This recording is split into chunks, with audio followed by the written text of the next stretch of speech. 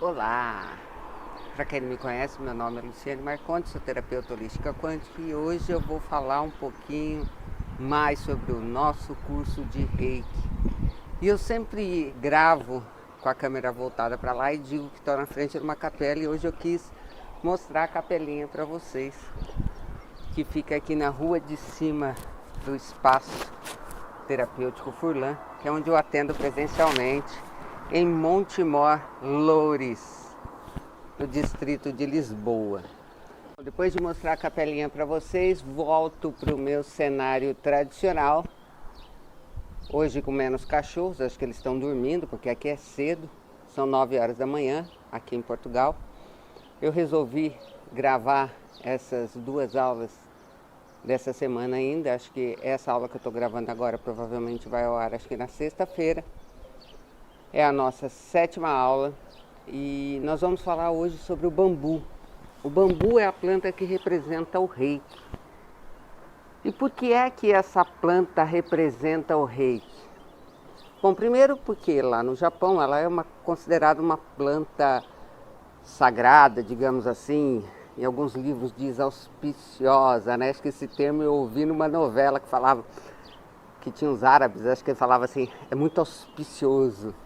É uma coisa muito legal, né? Aqui em Portugal vamos dizer que é fish. É, gente, legal que em Portugal é fish. Né? Vocês não sabem que tem vários termos legais, tipo, engraçado pra gente no Brasil é quando a gente acha cômico. Aqui engraçado é cheio de graça, o que não deixa de ter realmente o sentido etimológico da palavra, mas parando de viajar na maionese, vamos falar do que a gente veio para falar aqui, que é sobre o bambu. E qual a razão, né, do bambu ser essa planta que representa o Reiki? Porque o bambu, ele é uma planta, né, podemos considerar assim, forte, resistente e ao mesmo tempo flexível. Usa-se bambu para fazer embarcações, casas, telhados, quer dizer, mostrando então a sua fortaleza, né, a sua resistência, a sua base sólida. Mas também a gente sabe que o bambu, num vento, ele se enverga, né? Vai para um lado, vai para o outro e ele não quebra com facilidade. Quem já empinou pipa, quem já fez pipa, sabe muito bem que aquela varinha do bambu, na hora que se enverga, ela enverga, né? Ela enverga que faz uma curva quase chegando a 360 graus. E por que a gente tem que analisar, né, essas questões de como que ela é física para trazer para a parte realmente que interessa para a gente, que é o que ela significa no sentido de mudança, de voltar para você mesmo e de aprender com o significado do bambu. Além disso, o bambu ele é oco, né? Por dentro não tem nada. Então vamos por partes. Quando a gente é forte, a gente é sólido como o bambu, é muito bom, porque a gente enfrenta as situações da vida com firmeza, com solidez, com persistência, com perseverança. Mas se a gente for só firme, só persistente e não tiver a flexibilidade que o bambu tem, em algum momento a gente quebra.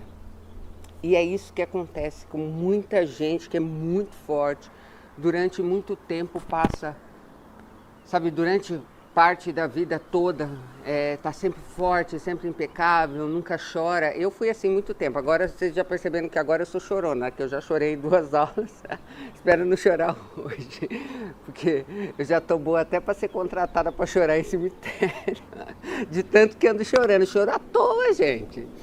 Durante boa parte da minha vida eu não chorava, eu achava que apesar de ser mulher, né, eu achava que chorar era um sinal de fraqueza. E hoje eu entendo que não.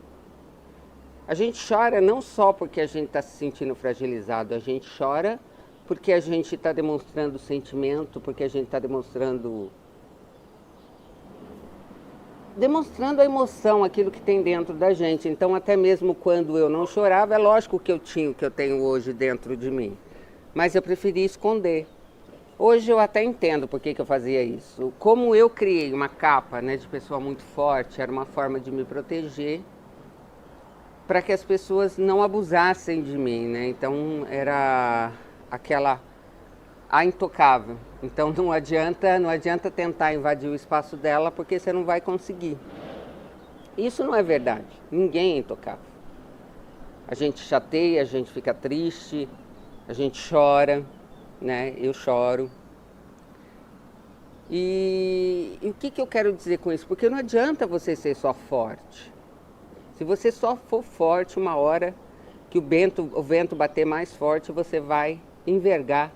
E ao invés de envergar e ter flexibilidade para voltar, você enverga e fica, e quebra. E isso acontece na vida prática, né? No cotidiano. As pessoas que têm dificuldade com as alterações que às vezes a vida nos impõe, são pessoas muito controladoras e não têm flexibilidade.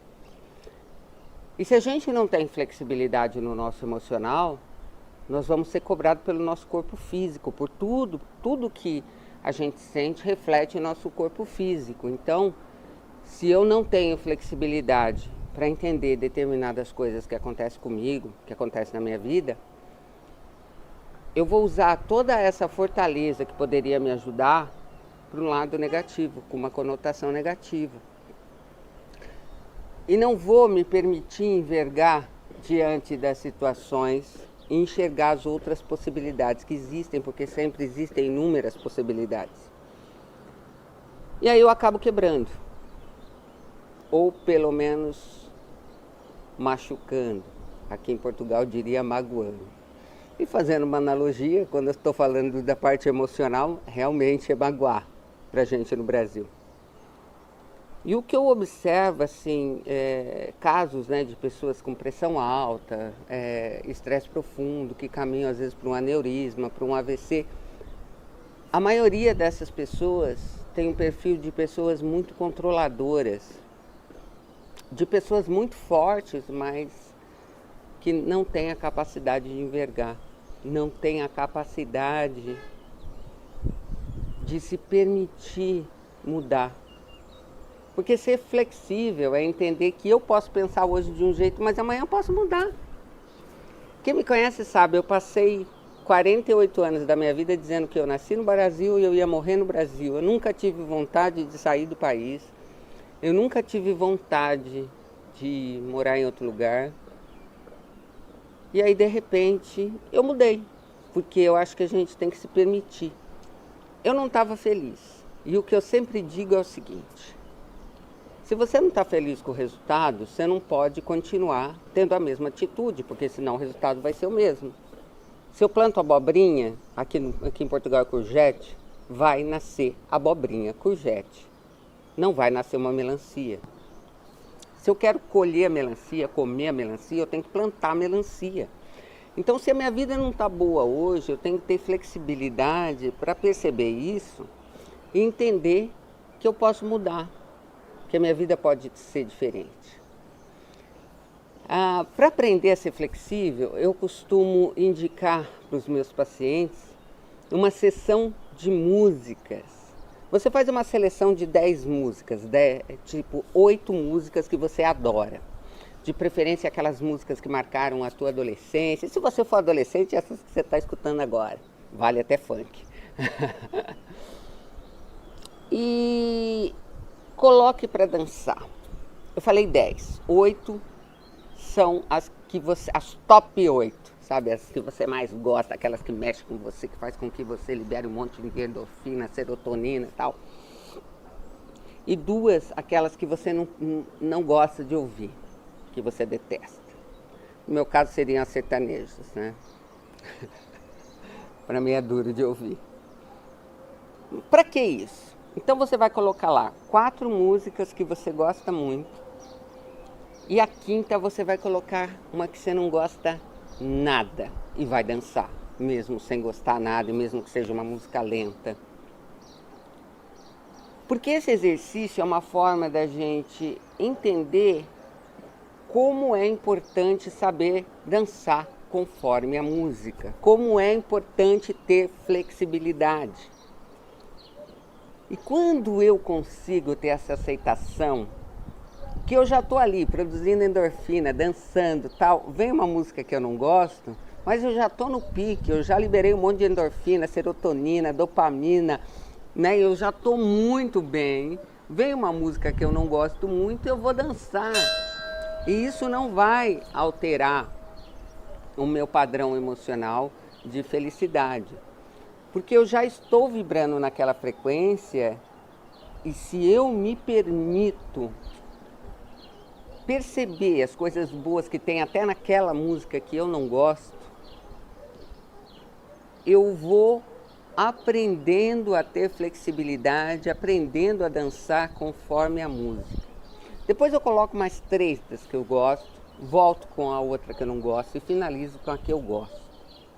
Eu acho esse um exercício excepcional para a gente trazer para a vida cotidiana e aprender sim a lidar com as situações que muitas vezes nos desagradam. Aprender a lidar com as situações que nem sempre são tão confortáveis como aquela que a gente escolheu. Quando a gente fala que o bambu é oco, a gente faz uma analogia e traz para a nossa vida emocional. E a parte ocidental, ela tem muito dessa cultura de que você precisa esvaziar a mente. E a gente aqui, a parte oriental, né? Não sei se eu falei oriental, já até perdi. Bom, mas é o Oriente. O Oriente tem muito essa cultura de esvaziar a mente. Nós aqui do Ocidente, nós temos uma dificuldade tremenda de esvaziar a mente. Eu confesso que até hoje eu não sou uma praticante desse tipo de meditação que os orientais fazem, porque eu não tive essa cultura, eu não adquiri esse hábito. Para mim, funciona de outra forma, então eu acho que existem várias formas e você vai achar a sua forma. Então, quando a gente fala que o bambu é oco, trazendo para a nossa realidade agora, é que quanto mais neutro eu tiver em relação às coisas que acontecem na minha vida, mais fácil vai ser de administrá-las. Porque quando eu tenho um conceito muito fechado, muito formado do que é certo, do que é errado, dentro de uma verdade minha que eu criei, eu tenho muita dificuldade de ter essa flexibilidade que nós estamos falando, né? Então, a necessidade aqui de ser oco, de ser vazio ou de estar vazio, é de ter essa possibilidade de estar livre, né? A gente trabalha isso muito no Ho'oponopono. Eu uso muito o Ho'oponopono com a seguinte frase: eu te amo, minhas memórias. Eu sinto muito por todas as dores que eu compartilhei com vocês. Por favor, me perdoe. Eu as amo. Sou grata por todo o aprendizado, mas a partir de agora vocês estão livres, assim como eu sou livre. Vá, minhas memórias, vocês são livres, assim como eu sou livre. Eu acho que aqui cabe muito essa fórmula, pelo menos para mim funciona, de esvaziar o nosso bambu quando ele está cheio. De soltar essas memórias de dor que muitas vezes a gente traz lá da infância, de situações que a gente viveu, presenciou e que até hoje reflete na nossa vida atual. E assim, eu não posso voltar lá na minha infância e escrever uma nova história, mas eu posso, a partir de agora, escrever um novo jeito de interpretar essa história, porque existem várias verdades em todas as verdades. Que mais que eu ia falar? Estou olhando minha cola aqui. Mas eu acho que basicamente é isso. Aqui também tá, que o bambu cresce muito para o alto, né? Então, demonstrando a retidão, né, do caráter de que um reikiano deve ter, né? E de demonstrar que essa subida para o alto significa a nossa evolução enquanto reikiano, enquanto ser humano. Essa necessidade de se projetar sempre no sentido da evolução, de querer crescer, evoluir e conhecer novas fórmulas de se aprimorar enquanto ser humano, enquanto ser vivente dessa dimensão e de outras dimensões, para quem acredita que existem outras dimensões, assim como eu acredito. Então eu acho que esse é o recado dessa aula. Seja forte, mas principalmente seja muito flexível. A flexibilidade é muito mais importante do que a fortaleza. Chorar não é sinal de fraqueza. Chorar é sinal de que você sente as coisas. E aí já vou chorar de novo. E eu acho que quando a gente sente, a gente toca. E é isso que eu tô aqui para fazer, para tocar vocês. Mais uma vez, a chorona voltou. Até amanhã, até a próxima aula e muito obrigado pela audiência. Até agora nós já somos 500 inscritos, eu sei que nem todo mundo vai fazer o curso, mas não importa. Eu fico satisfeita que saiam 10 reikianos desses 500, mas que levem essa energia maravilhosa para o mundo e distribua isso da melhor maneira possível. Até amanhã. Um beijo no coração. Se gostou, curte, compartilha, chama os amigos para fazer o nosso curso. Até lá.